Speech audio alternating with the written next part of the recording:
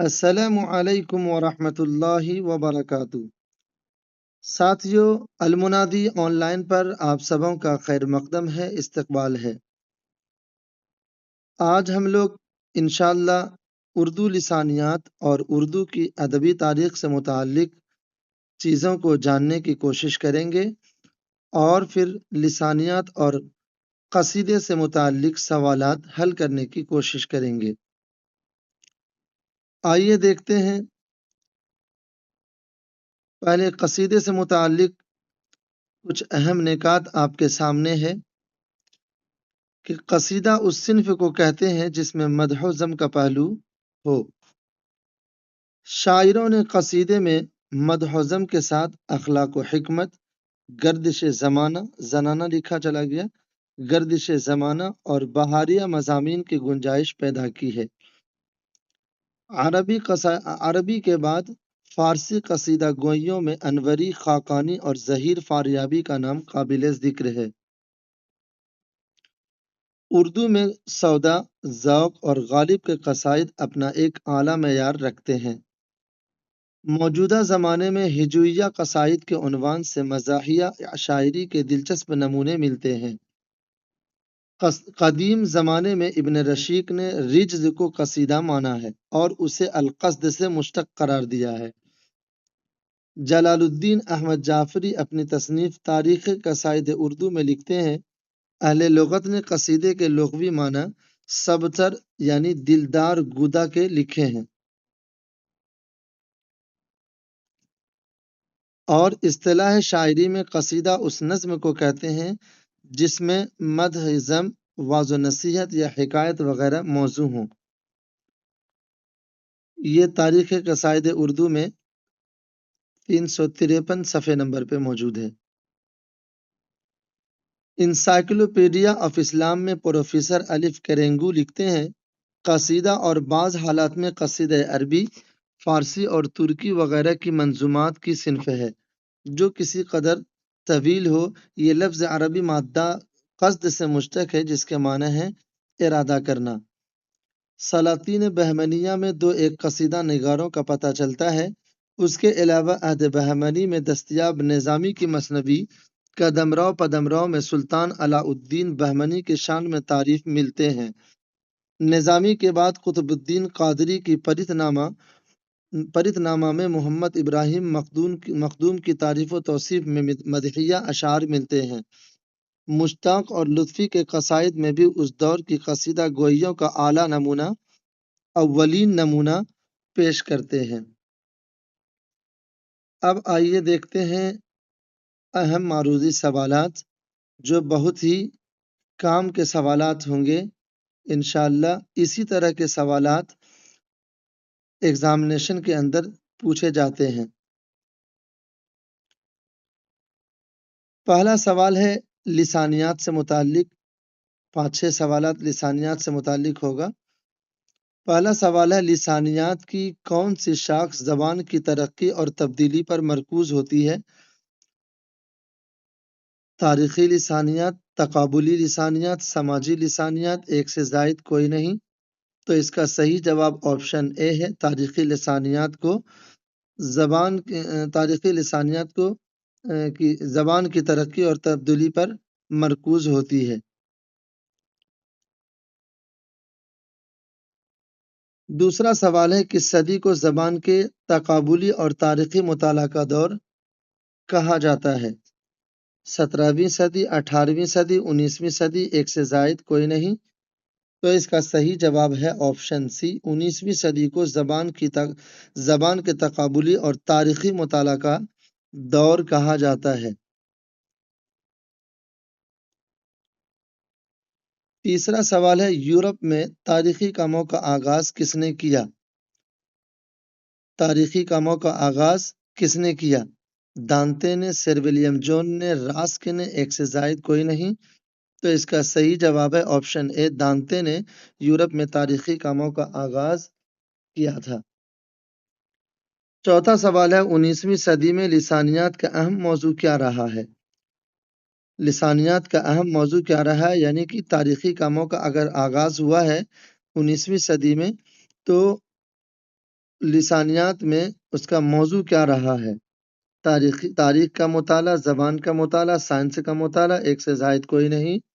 تو اس کا صحیح جواب آپشن بی ہے، زبان کا مطالعہ 19ویں صدی میں لسانیات کا اہم موضوع تھا۔ 5واں سوال ہے، ما قبل زبان کا تصور کس نے پیش کیا؟ ما قبل زبان کا تصور کس نے پیش کیا؟ ما قبل زبان کا مطلب کہ آج جو حقیقی زبانیں آپ کے سامنے موجود ہیں، ان سے پہلے بھی کسی نہ کسی شکل میں زبان موجود تھی،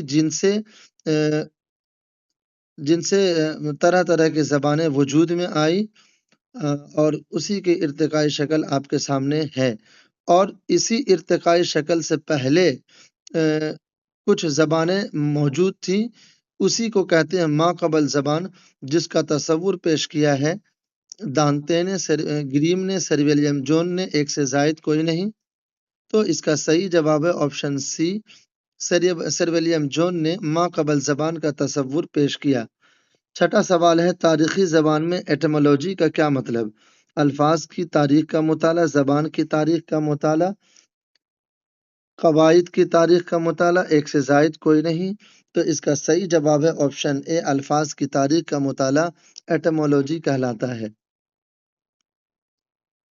7واں سوال ہے، قصیدہ کو انگریزی اصطلاح میں کیا کہا جاتا ہے؟ قصیدہ کو انگریزی اصطلاح میں کیا کہا جاتا ہے؟ اوڈ، پرائز، پوئم، ایک سے زائد کوئی نہیں۔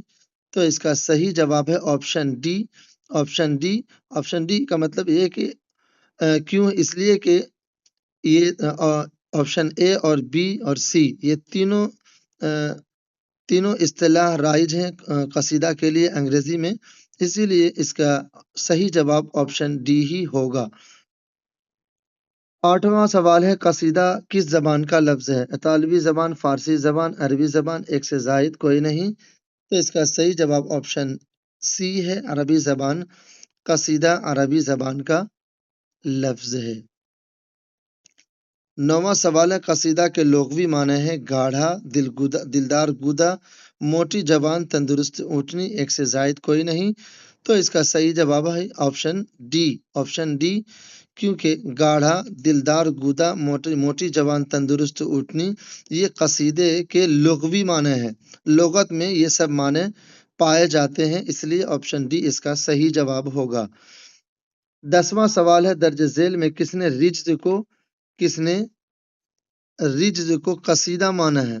رجز کو قصیدہ مانا ہے ابن رشید نے، نجم الغنی نے، جلال الدین احمد نے، ایک سے زائد کوئی نہیں۔ تو اس کا صحیح جواب ہے آپشن اے، ابن رشید نے رجز کو قصیدہ مانا ہے۔ رجز کس کا حصہ ہے؟ یہ ایک سوال ہے۔ رجز کس کا حصہ ہے؟ یہ مرثیہ کا حصہ ہے۔ رجز مرثیہ کا حصہ ہے، مگر ابن رشید نے قصیدے کو رجز کا حصہ مانا ہے، رجز کو قصیدہ کہا ہے۔ آگے الطاف حسین علی وغیرہ کا قول آپ کے سامنے آئے گا، یہ قصیدے اور مرثیے کے تعلق سے، یہ قصیدے کے بارے میں انہوں نے کیا کہا ہے۔ 11واں سوال ہے، قصیدہ لفظ سے مشتق ہے۔ قصیدہ کس لفظ سے مشتق ہے؟ قصد سے، قاصد سے، قصائد سے، ایک سے زائد کوئی نہیں۔ تو اس کا صحیح جواب ہے آپشن اے، قصد سے مشتق ہے۔ قصد سے لفظ قصیدہ مشتق ہے۔ 12واں سوال ہے، درج ذیل میں قصیدہ کے معنی ہیں، اوپر آیا تھا قصیدے کے لغوی معنی کیا ہیں؟ یہاں ایک اور معنی آپ کے سامنے ہے، درج ذیل میں قصیدے کے معنی نہیں ہے۔ درج ذیل میں قصیدے کے معنی نہیں ہے، ارادہ کرنا، گانا، سنانا، ایک سے زائد کوئی نہیں۔ تو اس کا صحیح جواب آپشن ڈی ہے۔ بتائیں کہ قصیدے کے معنی اس میں سے کون کون نہیں ہے؟ تو اس کا صحیح جواب آپشن ڈی ہے، یعنی کہ بی اور سی، گانا اور سنانا، یہ قصیدے کا معنی نہیں ہے، بلکہ آپشن اے میں ارادہ کرنا جو ہے یہ قصیدے کا معنی ہے۔ قصیدے کا ایک معنی ارادہ کرنا بھی ہے۔ تو آپشن ڈی اس کا صحیح جواب ہوگا کہ قصیدے کے معنی میں گانا اور سنانا لفظ نہیں ہے۔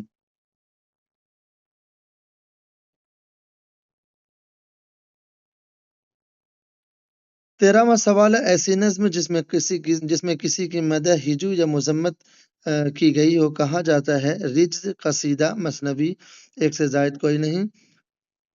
تو اس کا صحیح جواب ہے آپشن سی. ایسی نظم جس میں کسی کی مدح ہجو یا مذمت کی گئی ہو. اس کے علاوہ بھی چیزیں ہیں جس میں کسی کی مذمت یا ہجو وغیرہ کی گئی ہو. ایسے قصیدے کو ایسی نظم کو قصیدہ کہا جاتا ہے. ایسی نظم کو قصیدہ کہا جاتا ہے. آپشن بی اس کا صحیح جواب ہے. 14واں سوال ہے قصیدے میں اشعار کی تعداد ہوتی ہے کم سے کم 5، غیر مقرر، مقرر، ایک سے زائد کوئی نہیں. تو اس کا صحیح جواب ہے آپشن بی.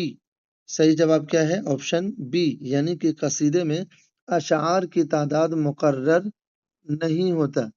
قصیدے میں اشعار کی تعداد مقرر نہیں ہوتے بلکہ پوری نظم غزل کی طرح قافیہ اور ردیف کی پابندی کے ساتھ ہوتی ہے. 15واں سوال ہے قصیدے کے پہلے شعر کے دونوں مصرے ہوتے ہیں. قصیدے کے پہلے شعر کے دونوں مصرے ہوتے ہیں ہم قافیہ، ہم ردیف. ہم قافیہ اور ردیف، ایک سے زائد کوئی نہیں. تو اس کا صحیح جواب ہے آپشن سی، ہم قافیہ اور ہم ردیف. قصیدے کے پہلے شعر کے دونوں مصرے ہم قافیہ اور ہم ردیف ہوتے ہیں.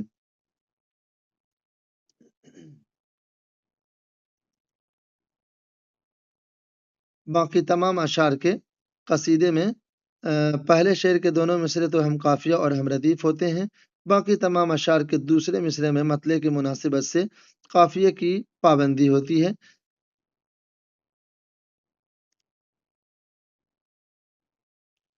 16واں سوال ہے بعد مطلع کے قصیدے میں بقیہ اشعار کے ثانی مصرے میں کیا ہو بھی سکتا ہے اور نہیں بھی؟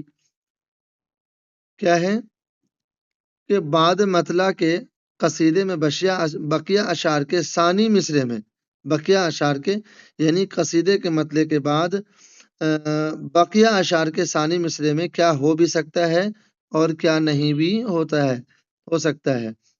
تو اس کا صحیح جواب ہے آپشن بی کہ مطلع کے بعد، یعنی کہ قصیدے میں مطلع کے شعر کے بعد بقیہ اشعار کے ثانی مصرے میں، بقیہ اشعار کے دوسرے مصرے میں، پہلے مصرے میں نہیں بلکہ دوسرے مصرے میں کیا ہو بھی سکتا اور کیا نہیں.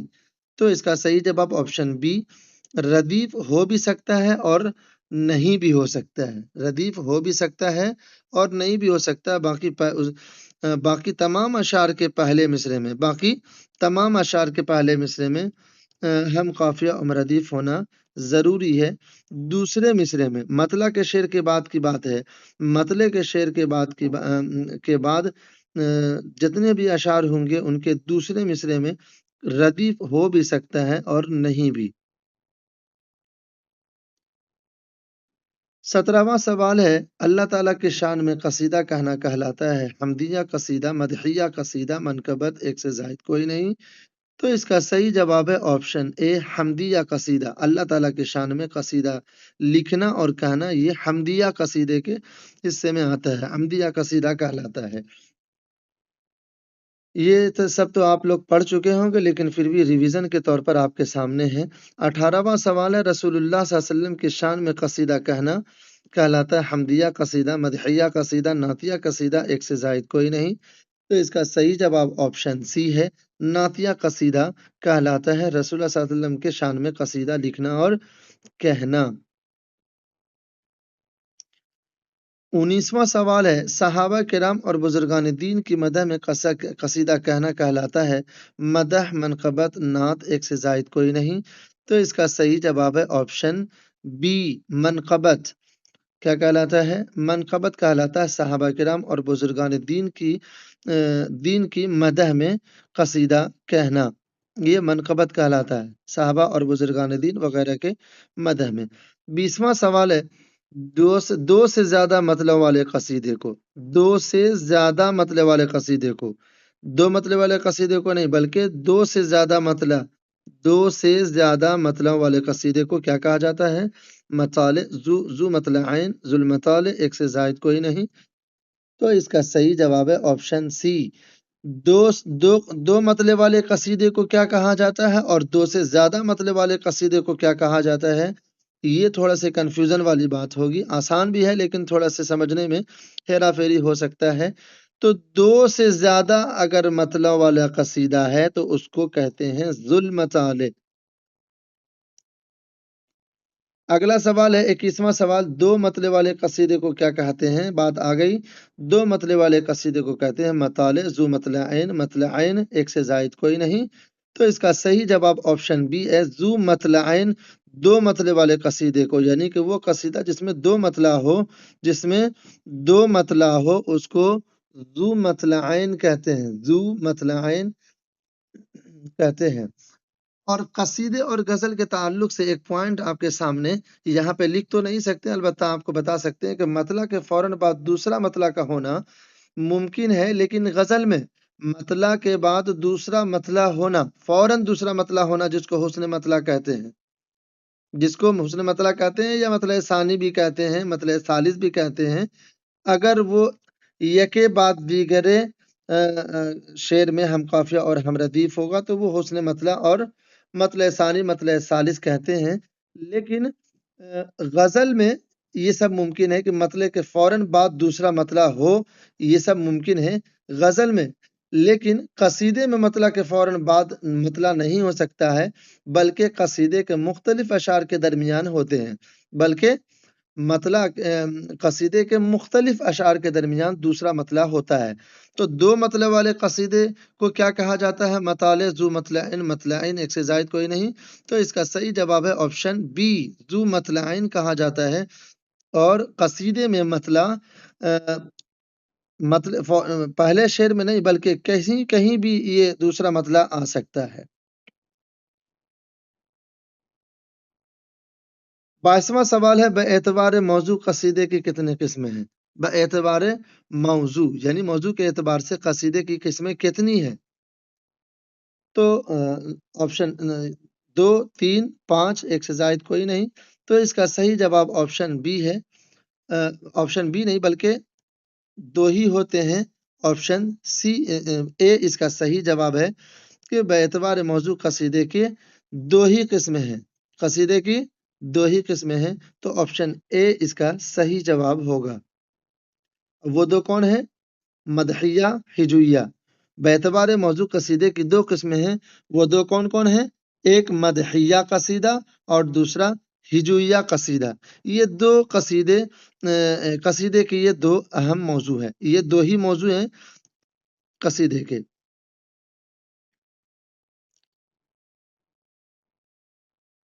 بلکہ موضوع کے اعتبار سے قصیدے کی یہ دو ہی قسمیں ہوا کرتی ہے۔ 23واں سوال ہے، جس قصیدے میں کسی کی مدح سرائی کی گئی ہو، جس قصیدے میں کسی کی مدح سرائی کی گئی ہو، کہا جاتا ہے حمدیہ قصیدہ، ہجویہ قصیدہ، مدحیہ قصیدہ ایک سے زائد کوئی نہیں۔ تو اس کا صحیح جواب ہے آپشن سی، مدحیہ قصیدہ کہا جاتا ہے۔ اگر مدح ہے مطلب تعریف کی گئی ہے تو وہ مدحیہ قصیدہ، مدح کا مطلب ہوتا ہے تعریف کرنا کسی کے شان میں۔ 24واں سوال ہے، جس قصیدے میں کسی شخص یا حالات حاضرہ وغیرہ کی برائی یا مذمت کی گئی ہو تو اس کو، یا ہجو کی گئی ہو تو اس قصیدے اس کو کہا جاتا ہے بیانیہ قصیدہ، ہجویہ قصیدہ، مدحیہ قصیدہ ایک سے زائد کوئی نہیں۔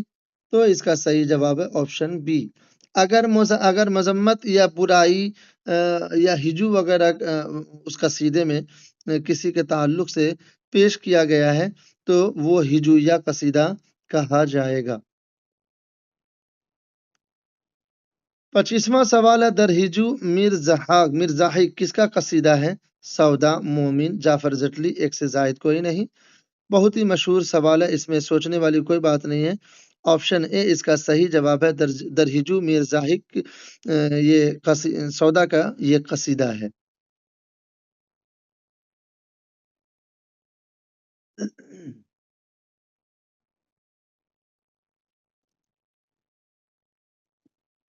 26واں سوال ہے، حیت کے اعتبار سے قصیدے کی کتنی قسمیں ہیں؟ 4، 2، 3 ایک سے زائد کوئی نہیں۔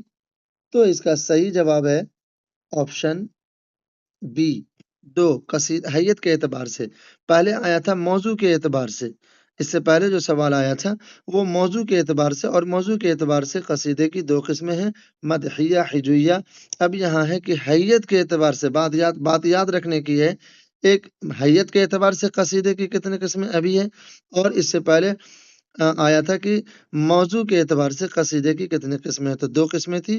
اب حیت کے اعتبار سے قصیدے کی قسمیں پوچھی جا رہی ہے، تو اس کا صحیح جواب آپشن بی ہے۔ حیت کے اعتبار سے قصیدے کی دو ہی قسمیں ہیں، اور وہ دو قسمیں ہیں خطابیہ اور تمہیدیہ۔ خطابیہ اور تمہیدیہ، آگے سوال میں آئے گا خطابیہ قصیدہ کیا ہوتا ہے اور تمہیدیہ قصیدہ کیا ہوتا ہے۔ 27واں سوال ہے وہ قصیدہ جس میں تمہید یا تشبیب کے اشعار نہیں ہوتے ہیں۔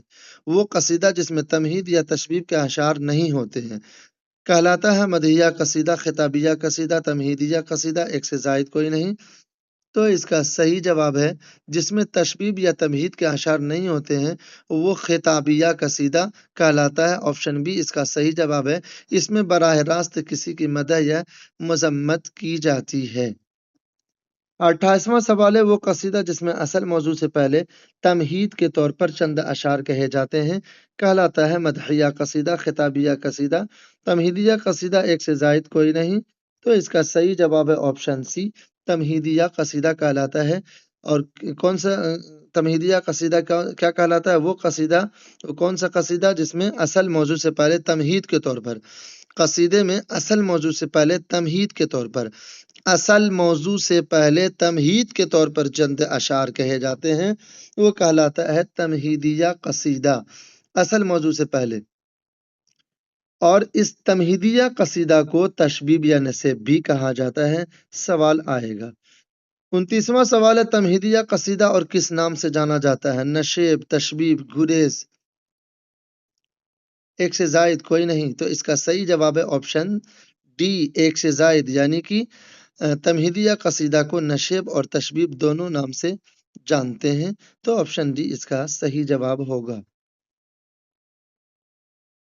30واں سوال ہے ارکان یا اجزائے قصیدہ، ارکان یا اجزائے قصیدہ کتنے ہیں؟ 7، 5، 6، ایک سے زائد کوئی نہیں۔ تو اس کا صحیح جواب ہے آپشن بی، ارکان یا اجزائے قصیدہ۔ ارکان قصیدہ یا اجزائے قصیدہ کی کتنی قسمیں ہیں؟ 5۔ تشبیب نمبر 1، تشبیب دوسرا، گریز نمبر 3، مدح ہجو مدح ہجو جس کو عرض حال بھی کہا جاتا ہے۔ کیا کہا جاتا ہے؟ عرض حال۔ مدح ہجو کو عرض حال یعنی کس موضوع پہ؟ مدح ہجو۔ اور اس کے علاوہ قصیدے میں تو اخلاقیات وغیرہ ابھی اوپر پوائنٹس میں آیا تھا کہ قصیدے میں شاعروں نے اخلاق وغیرہ کو بھی وغیرہ موضوعات کو بھی داخل کیا ہے۔ تو مدح ہجو یہ قصیدے کا اصل جز ہے، اسی لیے تیسرا ہے مدح ہجو، چوتھا ہے حسن طلب، اور پانچواں ہے قصیدے کا جو ارکان ہے وہ پانچواں ارکان ہے دعا۔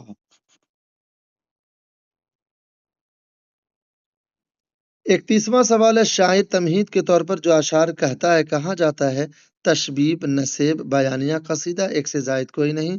تو اس کا صحیح جواب ہے آپشن ڈی، شاعر تمہید کے طور پر جو اشعار کہتے ہیں، تمہید کے طور پر جو اشعار شاعر کہتے ہیں اس کو تشبیب اور نسب دونوں کہا جاتا ہے، اسی لیے آپشن ڈی اس کا صحیح جواب ہوگا۔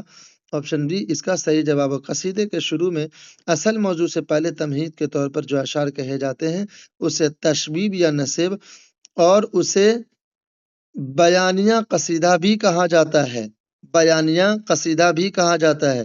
تو آپشن سی، بی اور اے یہ دونوں صحیح ہے، اور اسی لیے ڈی اس کا صحیح جواب ہوگا، یعنی کہ تشبیب، نسب، بیانیہ قصیدہ یہ تینوں اس کا صحیح جواب میں ہوگا، اسی لیے آپشن ڈی اس کا صحیح جواب۔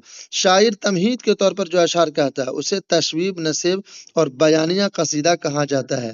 اصل موضوع سے پہلے تمہید کے طور پر جو اشعار کہے جاتے ہیں جس کو نہیں قصیدے کے شروع میں اصل موضوع سے پہلے تمہید کے طور پر جو اشعار کہے جاتے ہیں اسے تشبیب یا نسب یا پھر اسے بیانیہ قصیدہ بھی کہا جاتا ہے۔ تو تینوں صحیح ہوگا، ڈی اس کا صحیح جواب ہے۔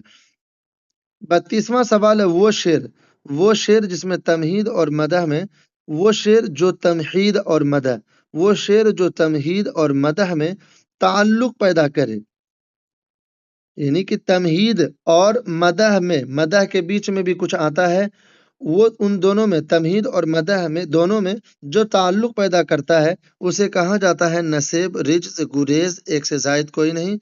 تو اس کا صحیح جواب ہے آپشن سی، گریز جو ہے یہ نشیب کے بعد مدح سے پہلے اصل موضوع کی طرف آنے کی غرض سے جو اشعار یہ کہے جاتے ہیں اسے گریز کہتے ہیں۔ نشیب کے بعد مدح سے پہلے اصل موضوع کی طرف آنے کی غرض سے جو اشعار کہے جاتے ہیں اسے گریز کہا جاتا ہے، اسی لیے آپشن سی اس کا صحیح جواب ہے۔ ہم یہاں پہ بہت کچھ لکھ تو نہیں سکتے ہیں، البتہ جو زبانی طور پر ہو سکتا ہے وہ آپ کو بتانے کی کوشش کرتے ہیں۔ 33واں سوال ہے، قصیدے کا اصل اور اہم جز کیا ہوتا ہے؟ اصل اور اہم جز ہوتا ہے مدح، ہجو، گریز، ایک سے زائد کوئی نہیں۔ تو اس کا صحیح جواب ہے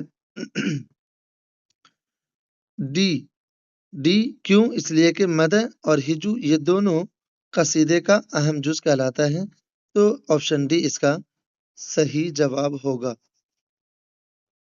مدح ہجو میں ممدوح کی شخصیت اور اوصاف پر شکوہ انداز میں مبالغہ کے ساتھ یا کسی شخص کے متعلق ان کے عیوب اور برائیاں شدت کے ساتھ کی جاتی ہے۔ آپشن ڈی اس کا صحیح جواب ہے۔ 34واں سوال ہے، اس سے متعلق بات آئی تھی ابھی اوپر، مرثیہ اور قصیدے میں ایک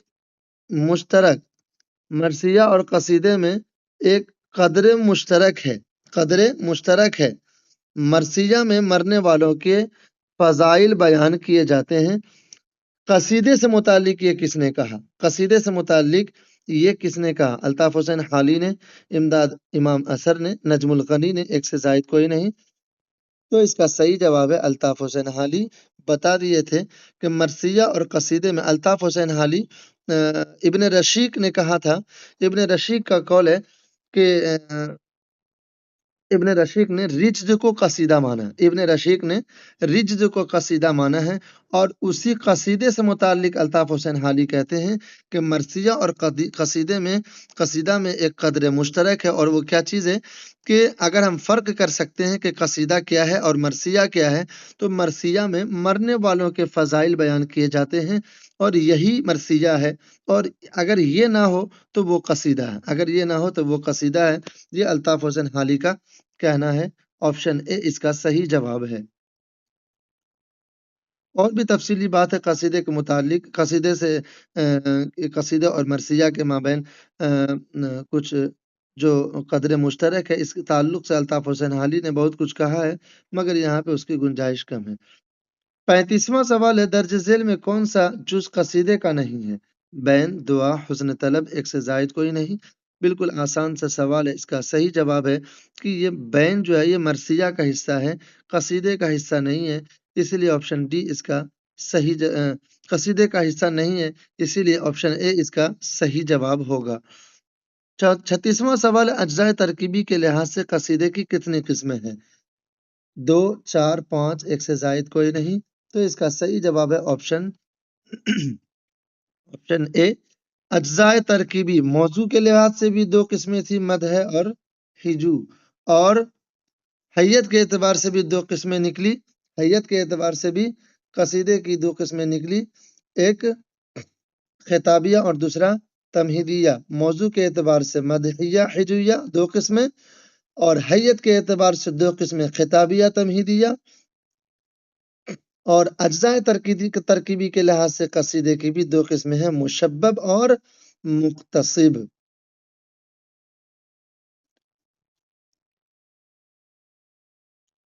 مقتصب نہیں بلکہ مقتصب ہے۔ حیت کے اعتبار سے قصیدے کی اجزائے ترکیبی کے لحاظ سے قصیدے کی کتنی قسمیں ہیں؟ 2۔ آپشن اے اس کا صحیح جواب ہے، اور 2 وہ کیا ہے؟ مشبب اور مقتصب۔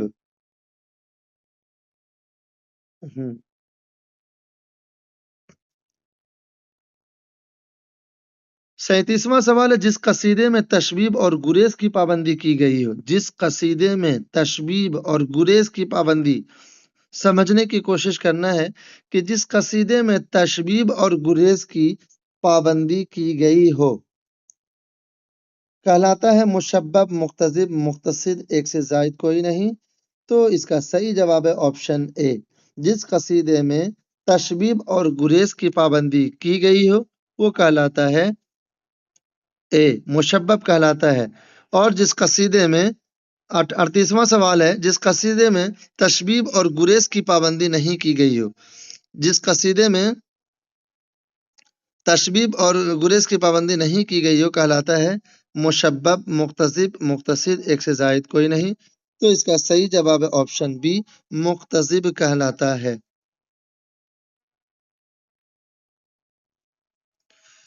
39वां सवाल है, उर्दू में कसीदा नगारी का आगाज हुआ है मुल्ला वजी से, नुसरती से, मोहम्मद कुली कुतुब शाह से, एक से जायद कोई नहीं। तो इसका सही जवाब है ऑप्शन सी, मोहम्मद कुली कुतुब शाह से उर्दू में कसीदा निगारी का आगाज हुआ है। 40वां सवाल है, शिमाली हिंद में कसीदे की बुनियादें किसने मजबूत की? ज़ौक़ ने, सौदा ने, गालिब ने, एक से जायद कोई नहीं। तो इसका सही जवाब है ऑप्शन बी, सौदा ने शिमाली हिंद में कसीदे की बुनियादें मजबूत की।